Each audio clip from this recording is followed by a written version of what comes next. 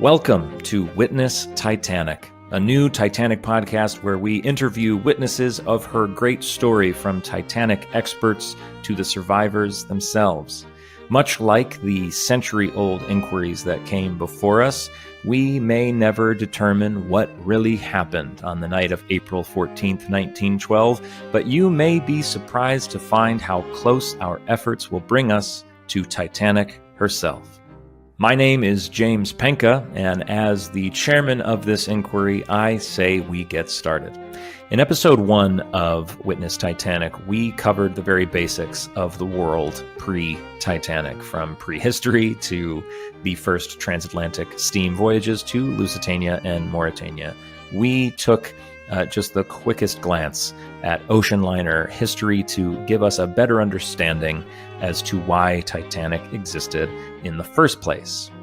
Joining us today is someone who can dive deeper into that subject. He is a documentary maker and illustrator, and he runs the best Oceanliner YouTube channel out there. So without further ado, I will now ask your friend Mike Brady to come forward and take the stand.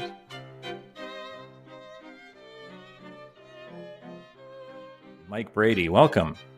Thank you, James. It's wonderful to be here. Thank you for having me. Thank you for being my test subject for this whole process. I have no idea what I'm doing, as anybody who has watched the first 2 episodes probably has learned. I've learned I have to get a microphone that doesn't have one of these on it, so you can see my face when I'm talking. But and clearly, I have to get more bookshelves. I think that's what I've learned today. Too many books. I've known seeing your videos. You always have these bookshelves. You just got up from your desk to go check something, and I didn't realize there's a whole bookcase on the bottom half as well. Center. Those are all the ship books that I reference. So they're not just for show. Most of them. Okay. All of them are ship books that on both sides as well. No, we've got Second World War history. Okay. You branch out. Okay. Oh yeah. That makes sense. Before we get into too much of these details, please tell everybody who you are, what you do. I will have mentioned in the intro that you're a documentarian, you're an illustrator, you do so many things. Please tell everyone who you are and what you do in our weird ship Oceanliner Titanic world. Yeah, I'm I like to describe myself as an enthusiastic enthusiast. I had started a YouTube channel a few years ago now. It had originally begun as a business doing illustrations of ships because my background is in industrial design. And so my key area of interest is the history and construction of large ocean liners, large ocean-going ships. And of course, that all leads back to Titanic. Was the first ship I got particularly interested in as a child. So it's really a case of trying to bring these ships back to life any way I can. And it started off with illustration work, and it's ended in documentaries and animations and some really in-depth storytelling to really try to resurrect this lost era, especially Titanic, because I think people are really connected to that story. Is Titanic if it was your first ship, is Titanic your favorite? I know most of the people that I'll talk to on this podcast are very Titanic focused. I personally am very Titanic focused. You won't find any books up there about anything but Titanic. But you certainly have branched out, like you just said, World War II history and whatnot. Is Titanic the number one ship for you still? Is that the ship you would want if you could only sail on one ship, go back in time and sail on one? Which would it be, Titanic? No, I don't think so. It's an interesting one. I think people who start off interested in Titanic, by the later stages of their interest in shipping history, the pendulum swings the other way and they see Titanic as old hat and they actually try to be a little bit hipster and say, no, Titanic's stupid.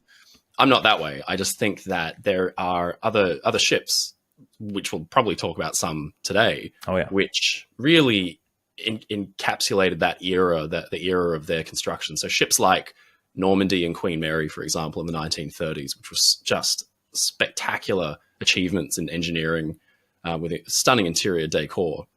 To travel on Normandy or Queen Mary on their maiden voyages in the mid 1930s would be just an absolutely out of this world experience, I think. So there are other ships that really capture my imagination more nowadays. But if you'd asked me when I was a little younger, I wouldn't have talked about literally anything else. You would have just had me talking about the Titanic for days on end. So it's just, sure. You live and you learn and you find other ships that take your interests. Absolutely. This is sort of the first question I want to kick off with, and then that'll take us into why I asked you to testify today. I want to bring in experts and enthusiasts and researchers of all kinds, and you have a very unique area of expertise in that you are not Titanic only. You have a much wider range.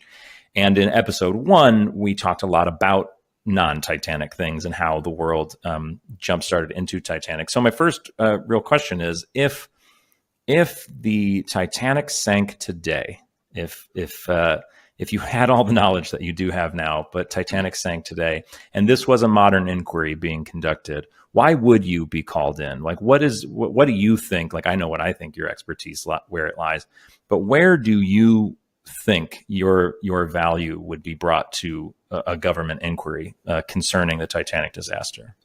Typically, they say in air crash investigation, for example, when a NTSB investigation is being run on disasters, there is obviously a long chain of events that can lead up to a disaster. And it's never any one single factor. So these are very complex situations for aircraft, and the exact same thing is true of ships.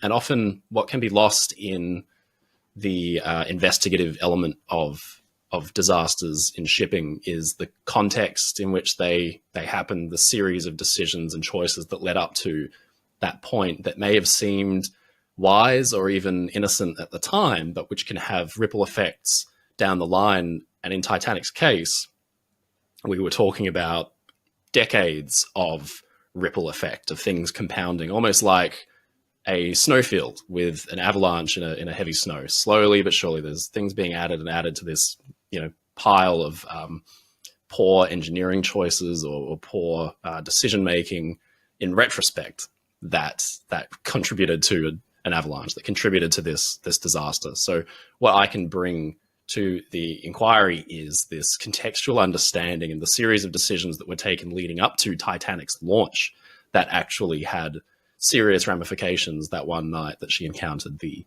iceberg.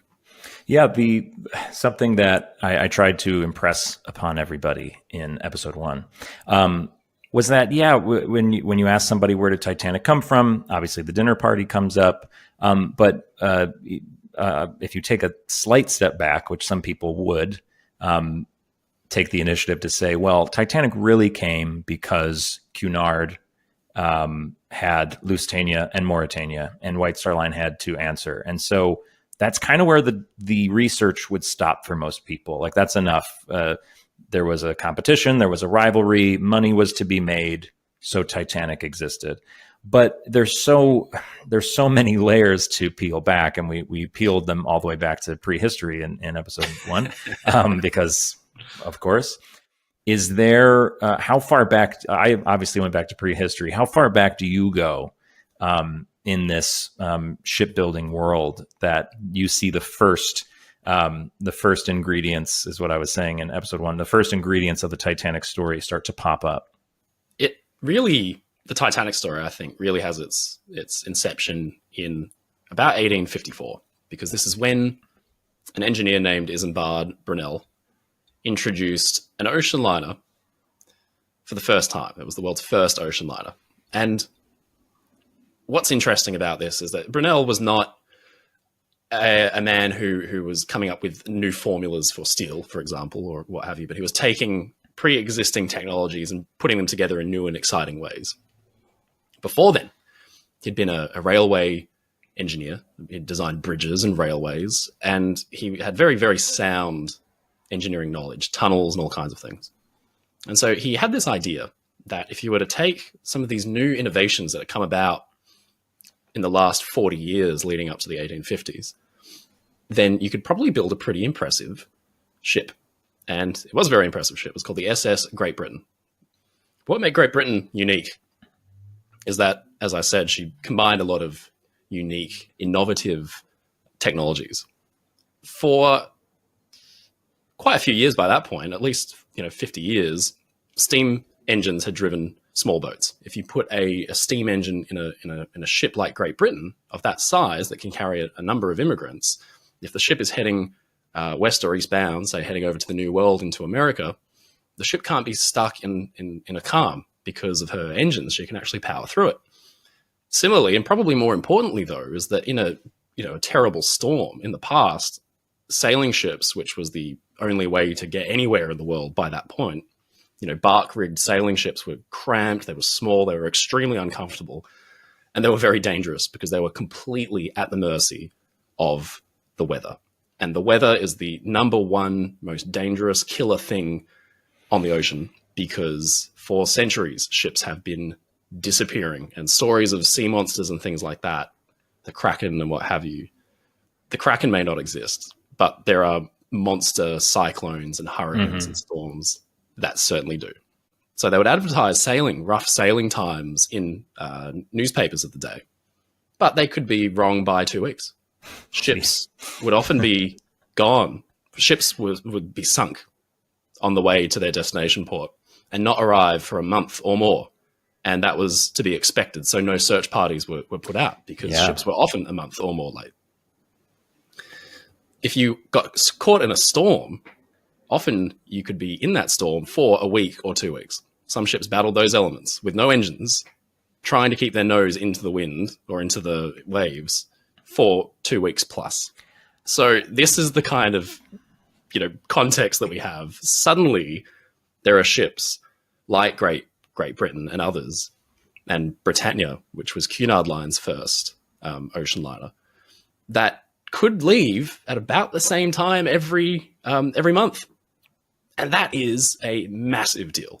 By giving a ship an engine, it meant that Great Britain could not only get into New York much faster than any sailing ship of the era, insanely quicker. We're talking shaving the trip down from 2 months to less than a month. But it meant that in a storm, the ship could keep her nose pointed into the worst of the weather, which meant that most of the effects could be nullified and should be a lot safer. So Great Britain is the first ship that put some of these innovations together. The other one being iron construction, making ships out of iron that had been previously a material used for railways, bridges, and things like that. It meant ships again could be bigger. If a ship's bigger, then it's safer. There's more of the ship. It can fit more people, but it's a larger vessel and it's less out of the weather. And so this is the kind of technological battle against the elements that essentially unfolds over the next couple of decades. And there's very much this whole thing of, they build bigger and faster ships. The speed is necessary to turn a profit to get people over to America and back faster. But the speed and the size and all of these things are really being driven by this innate fear of the ocean, because the ocean's very scary. So you mentioned these long transatlantic journeys, being in storms, being in terrible weather. I can speak personally from living on a cruise ship for 2 years ish, working on a cruise ship. We ran into rough seas from time to time. Maybe I think the roughest seas we ever had was when we were heading up to Iceland. That way up there, North Atlantic, is extremely terrible weather pretty much all the time, at least the seas are rough all the time. And we're talking about a 150,000 ton ship that is getting tossed around. You're not rolling out of bed in the middle of the night from it, but you're waking up in the middle of the night because your cabinets keep opening and closing. Like it's pretty astounding what weather can do to a 150,000 ton cruise ship that has space for 6,000, 7,000 people. To be in a sailboat, essentially, to be and even in these early steamships that are a couple thousand tons, it has to be the most terrifying thing to experience, Okay, so we talked about Isambard, Kingdom Brunel. We talked about the Great Britain. Where do we jump to next? What's another ship in your library behind you that you think paves the way for our Titanic story? Well, it sparks not only a battle against the elements, but it also sparks a healthy competitive element among different shipping companies. So there's obviously quite a few that emerge in the 1840s and 1850s that are now household names, and some which are long forgotten.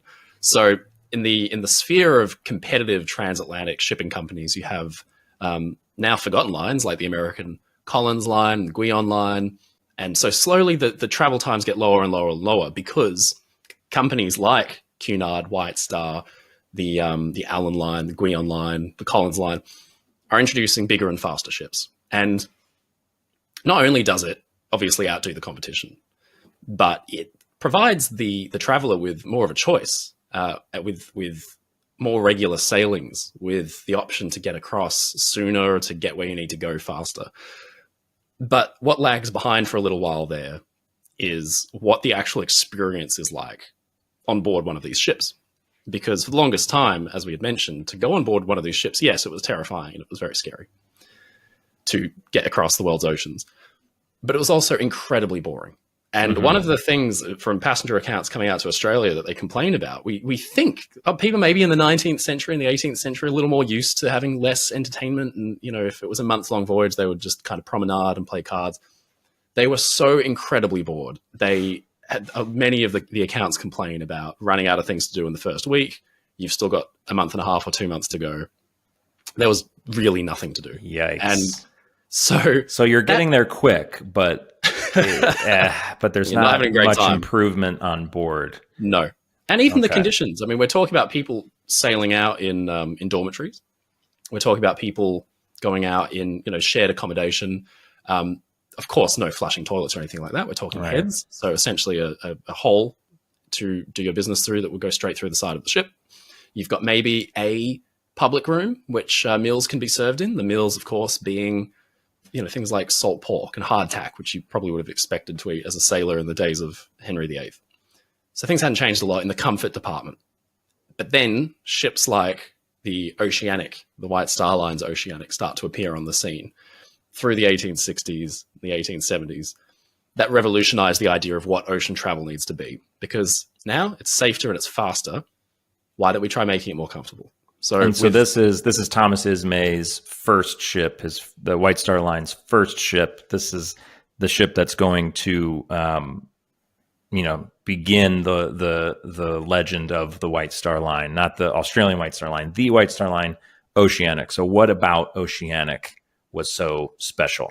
For a first introduction in that class of transatlantic liner, this is an astounding foray into the world of transatlantic travel, because suddenly you've got very nicely appointed public rooms, which are kind of trying to disguise the fact that you're on a ship. And this is actually in Titanic's DNA decades later. So it begins here.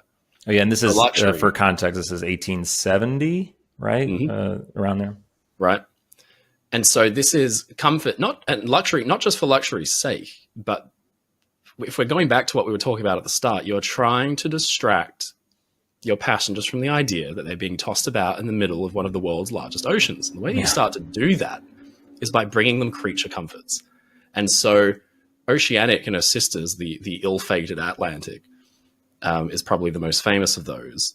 Look from the outside like antiquated sailing ships with a single tall steam funnel. They did rely on their sails from time to time, but the idea was that on the inside you had beautifully appointed timber paneled rooms, individual berthing with very comfortable cots. And even in the steerage areas, where you would also have not just first class, saloon class, but also migrants coming out, suddenly to court that business, instead of throwing these people in like human cattle, which is really what they were considered, into these horrendous conditions, business owners start to realize, hey, if we treated these people and gave them some creature comforts as well, they might want to travel on our line, and they might tell their families to travel on our line. And what a concept. It trickles down, which is bizarre. I know, what a concept. So people in third class on the Oceanic class had some beautiful towering kind of like skylight shafts that would bring natural light in, because of course they're berthed deep down in the bottom of the ship. And in the past, there was hardly any ventilation at all. You cannot imagine what it would be like to have 200 seasick people who've never been at sea before in their lives, babies, being served slops in the bottom of a ship for a month. Suddenly you have access to deck space. You have access, even just having skylights and ventilation and things like that completely changes what the experience is like.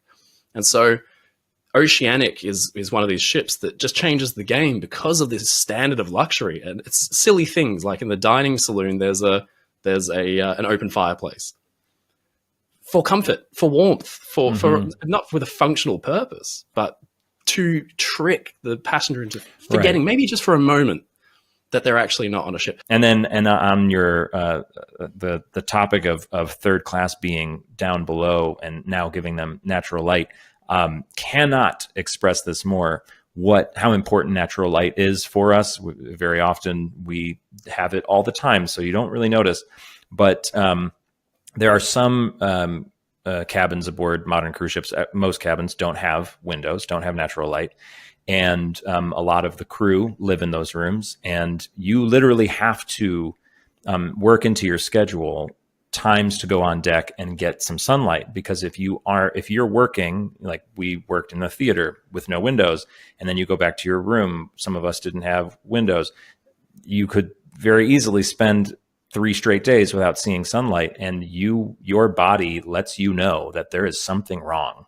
It's really, really incredible. So these people spending months without light, it's not healthy. It's not good for you. It's literally dangerous, which is a wild thing. So now here's White Star Line in 1870, giving a priority on natural light for comfort reasons, a major step for us as a people.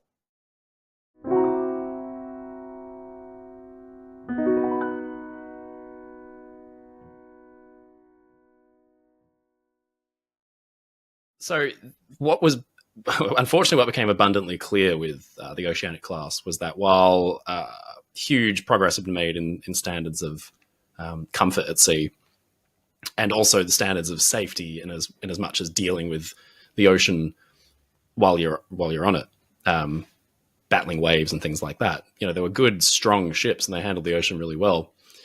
But unfortunately, Atlantic was lost in a horrifying incident where she was grounded and essentially had her bottom ripped out and sank with a significant loss of life. So the White Star Line's first class of ocean liner, they have their first major disaster. And so they have their brush with luxury and tragedy all in one go right out of the gate. Right. And this is still at a time where, the craft was being perfected, but the dream was, and there were some who thought that you could make a ship that was unsinkable. How do you do that? Well, you start to introduce some interesting safety features. So obviously the first was the concept of watertight compartments.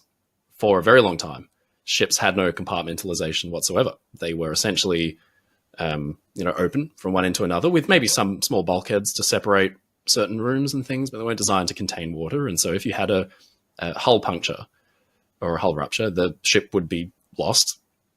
So suddenly, by the 19th century, ships are being built with compartments designed with tall bulkheads inside to prevent this from happening. If you have a puncture, that one compartment will flood. By the mid-19th century, and getting towards the latter half, the idea comes about for a double bottom. And so one of these ships that really, really changed the game for ocean liners is again kind of forgotten, but has an interesting tie-in to the Titanic story, is the SS City of New York and her sister City of Paris, as they were known at the time, later shortened to New York and Paris.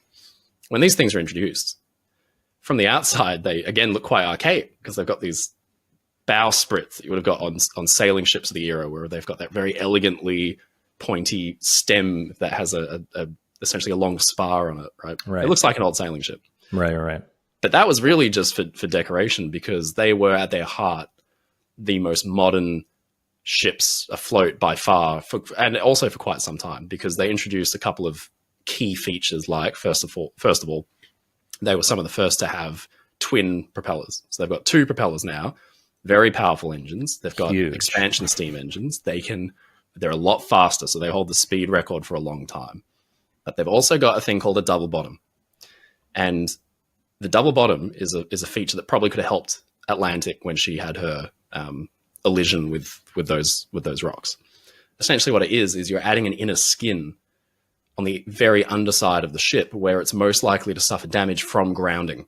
Because although the technology had gone ahead so far that ships could battle the elements out at sea, you still have to make a landfall. You still have to know, your navigation has to be such that you have to put it right where you need it to be. Otherwise, you run the risk of hitting uncharted reefs or rocks that had happened for centuries, obviously. So and navigation it happens to this day, on a pretty regular basis. Ships still run aground. They still have navigational issues.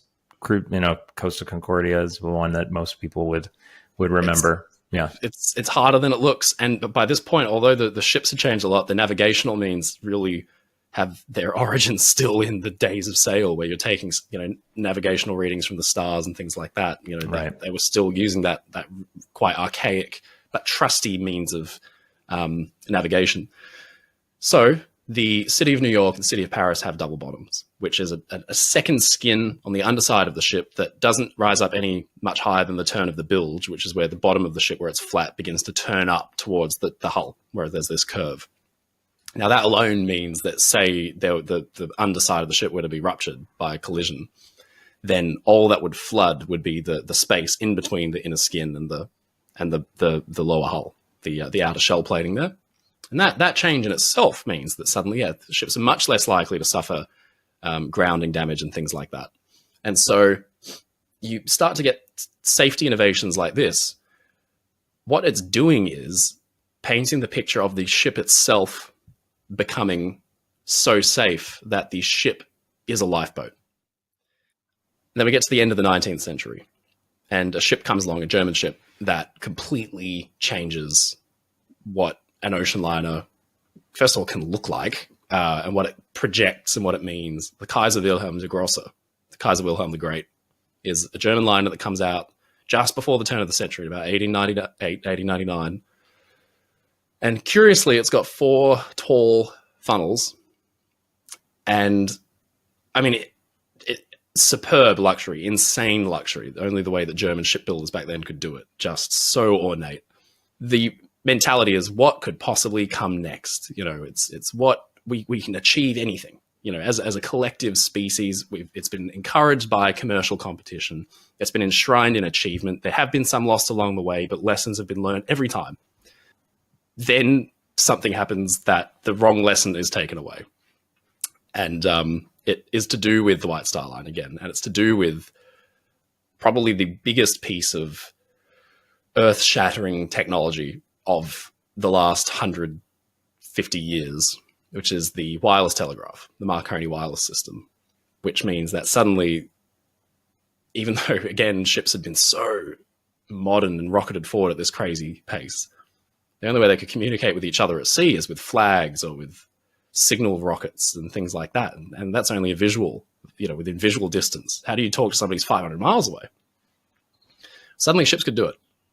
They could report things like hazards, like ice, which had menaced ships for centuries. Hundreds of ships had disappeared in ice fields because they'd hit icebergs. Suddenly this could all be communicated. It also meant that ships could rush to each other's aid if they were ever in a bad way.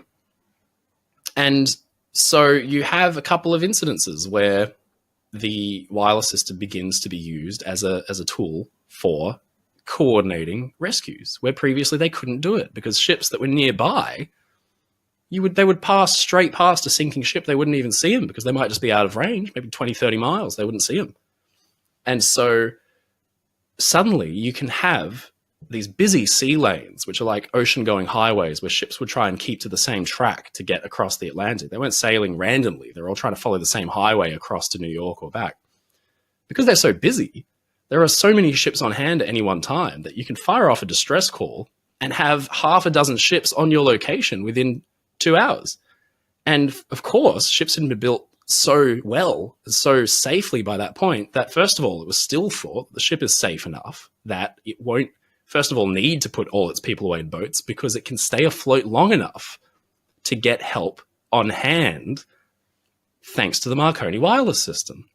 And in 1909, it's proved correct. That actually happens. A White Star liner begins to sink, fires off a distress call, and ships arrive on station, and every passenger has got away safely, and the ship sinks over the course of hours, and it's proved correct.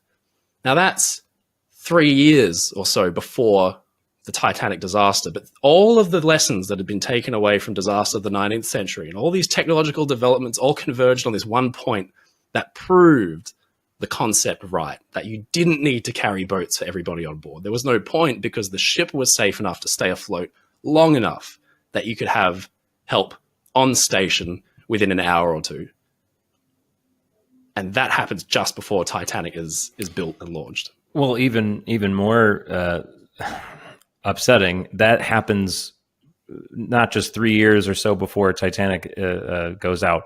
It happens while Titanic is being built, while she's being designed. And so this debate over lifeboat numbers, which is something we will get into in this podcast when we look into Alexander Carlisle's testimony in the inquiries. But while they are having these discussions, these important discussions that will save lives potentially, this shipwreck happens. And everyone survives. It's all good, So terrible timing, and that's just a running theme with Titanic. Just terrible timing. Terrible timing, like extremely unfortunate. So yeah, the sinking of Republic was the really like this moment that I like to focus on as being one of the key moments for the reasoning behind the Titanic's construction, as you mentioned. What's interesting is you said at the start of this that people often kind of begin talking about the history of Titanic by talking about Lusitania and Mauritania. We haven't even touched on those yet. Right, exactly.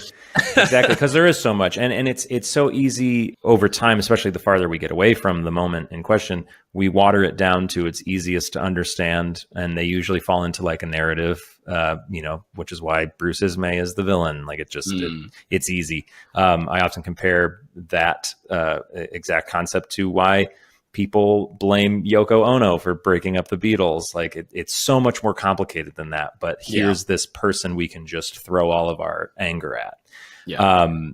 For Titanic, you can just say Lusitania, Mauritania, White Star Line needed to respond, but with everything, there's more to it. The story doesn't begin with them, but they are very important because the Lusitania and Mauritania are kind of designed as this response to the German threat, because the German liners are spectacular. They're very quick. They've taken the speed record. The transatlantic voyage, which we were talking about at the start of this podcast, had gone from a month-long voyage to a 18-day voyage to a 2-week voyage, and suddenly we're talking about 6 days, less than a week with the introduction of these ships. Britain has to respond. It's now become a point of national pride. Of course, yeah. And so the Admiralty worked very closely with Cunard and John Brown, the shipbuilders, to design Lusitania, and Swan Hunter to build Mauritania afterwards. So they're both built to the same design by two different builders. But what they do is vastly improve on the German offering because they're significantly bigger, first of all. They do have the 4 funnels. So the first British liners, aside from the Great Eastern, which had 5, but the first British liners to sport 4 funnels. The Great Eastern, which we haven't talked about. Love the Great Eastern. Such a mess. The largest ship in the world by,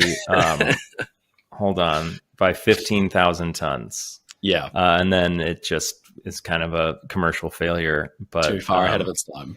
Yeah. Anyway, 5 funnels. Yeah. That's very funny. It was designed to come out to Australia originally. Really? Never made it. No, it didn't make it very far at all. It was just two, and that's Isambard Kingdom Brunel as well. That's his great project. Yeah, I mean it was 19,000 tons, and the record. It's just crazy. I'm looking at this list. Great Eastern, 19,000 tons. The record that it broke was a ship that was 3,400 tons. Like it absolutely annihilated every ship prior. And then it took 43 years before any ship would be built bigger than the Great Eastern. No one would try because it obviously didn't work out, but it would take an extremely long time. Anyway, great idea. It's just a little too far forward thinking on that one, but by the time Lusitania has come along, all that technology is finally caught up, and so yes, they can build things like Lusitania and Mauritania, the size they can, into the 30 and 40,000 ton range, with 4 massive funnels that project power and safety, and suddenly these ships can do that transatlantic voyage in less than 6 or even 5 days, which is pretty remarkable when you think of how we've got to this point.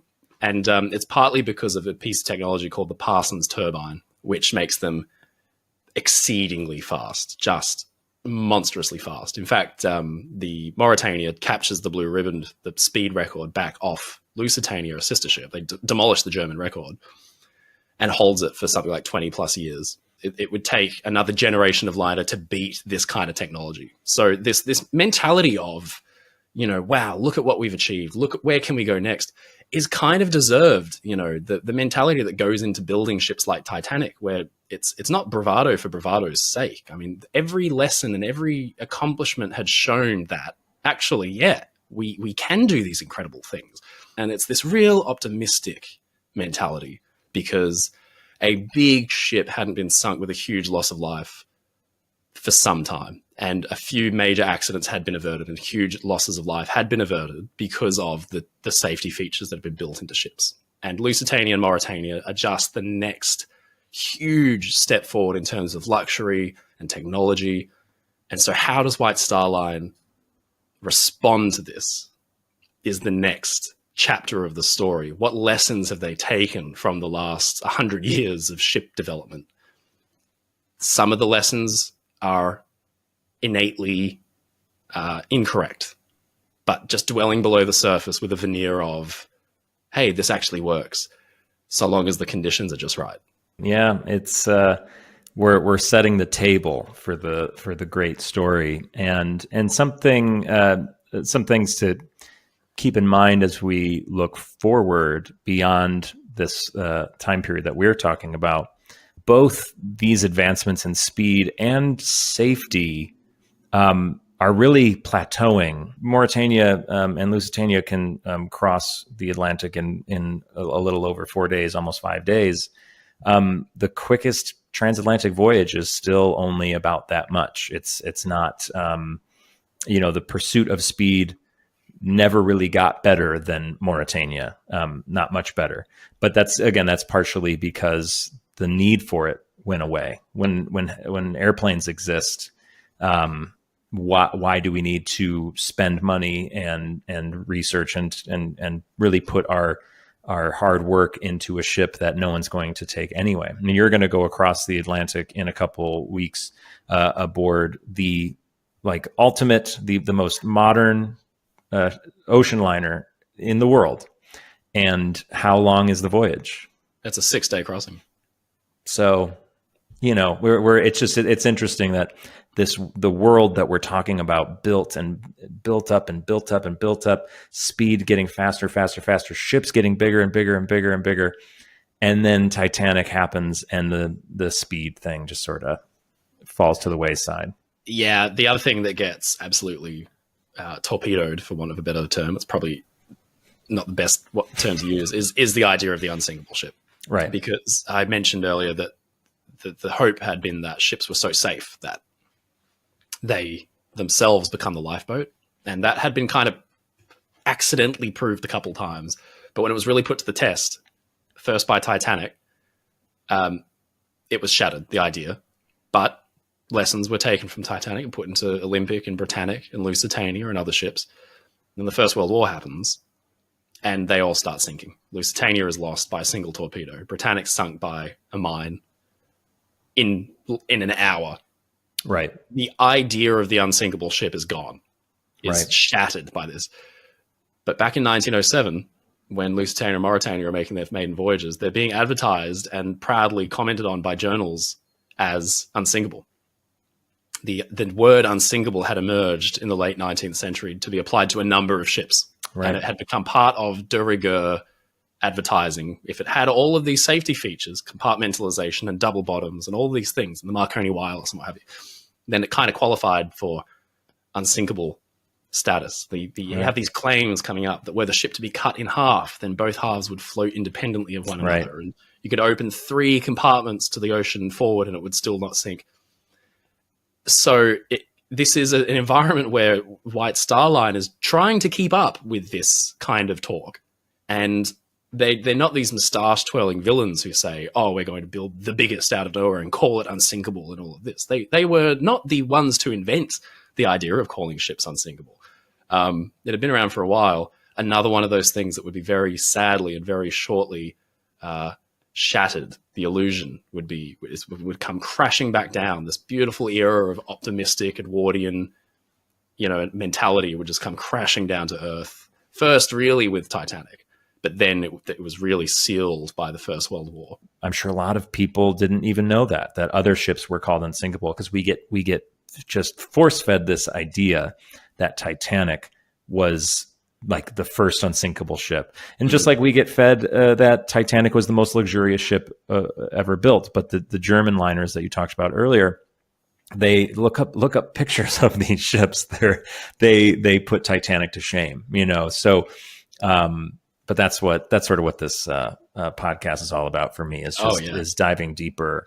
It's a story that takes place over the better part of a century, but it's really important to understand it because it, like you said, it clears up a lot of myth and a lot of questions you might have. Why did they think that they could be so arrogant to call their ship unsinkable? Right. They had good reason to think that it might just be because truly, over the course of 50 to 100 years, humankind had triumphed. So I think that story in itself is one of the most fascinating to me. That from like 1850 to 1910 is a story of triumph. Right.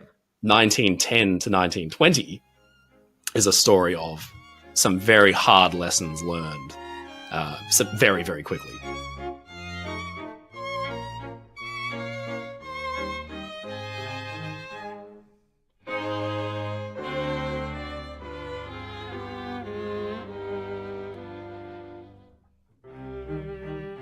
What do you have going on right now? What are you working on? You have a lot that you're working on. You're one of the hardest working people in our weird little community. You just had a Lusitania documentary drop, a 2-parter on YouTube. A 2-parter. How has that been? Has the response been? I haven't watched it yet. I apologize. But has the response been good on that video? Yeah. People have been blown away by, especially the graphics. Jack Gibson, who's our animator, both. He's the best. Oh yeah, with Oceanliner Designs and Titanic Honor and Glory, has really done a great job of bringing it to life. But it was a team effort. There's a huge credit roll at the end. But yeah, people love that documentary because it again told the Lusitania story in probably a different way, and it's a big story because there's actually 8 years of career that you have to cover to understand what led up to the ship's loss. At the same time, we're working on our virtual experience, really a video game. Oceanliner Designs the video game, I like to call it, Grand Voyage. Grand Voyage, which is that's right. Coming along real nicely, and you'll be able to explore some of these ships that we're talking about that led up to Titanic. You'll be able to explore some of the environments like Liverpool and Southampton back in 1910, or even as late as 1963, and we're sprinkling in some Beatles references. I'm sure you'd love to hear that. Oh, very excited. So yeah, there's a lot going on, but if your viewers or listeners are interested in seeing what we're working on, or are indeed interested in going into what we've talked about more today, because I made a video that's about 30 or 40 minutes long that specifically covered this story. It's called The Evolution of Ocean Liners. Then they should head on over to Oceanliner Designs on YouTube or Grand Voyage Game on YouTube to check out what we're working on. Brilliant. And as a reminder to my viewers, however many there may be, we'll see. I haven't put up any of these yet, so fingers crossed. If you want to reach out to me, I suppose if you have a question for Mike, if you heard us say something incorrect, You can Never. email, never. You can email me at witnesstitanic@gmail.com. My intention is to have an episode from time to time where I go through emails and admit to misquoting something or misrepresenting something, because we are not the ultimate experts, because no one is. No one is. It does happen. Mistakes do happen. Mistakes I cringe happen every time I see mine. Yeah. And they're all on YouTube forever. And they're all forever, and they're seen by hundreds of thousands of people. Love that. Yeah, love it. So, Mike, I would love to have you back in the future to talk more Titanic specific things. I don't know if you have another expertise that you can offer. If there's this would be our last question, and then we'll go. Is there a part of the Titanic story you'd love to come back and talk more about, a specific thing that you're just always reading about? Yeah, the probably the design and construction is really an area of interest to me. But more recently, the rescue mission undertaken by Carpathia to get to Titanic has been a real source of fascination and inspiration. So it'd be an honor to come back on, because I think it's such a great idea for a podcast, and so interesting, such interesting stuff. So it'd be great. Well, yeah, maybe you can come back on and we can go through Arthur Rostron's details on the rescue mission or something along those lines. One way or another, we will have you back. Thank you for joining us today, and safe travels. You're traveling today, and then you'll be on the transatlantic. So have a safe voyage. Thank you, my friend. I'll be watching out for ice. Yeah, of course. All right. Thanks, man.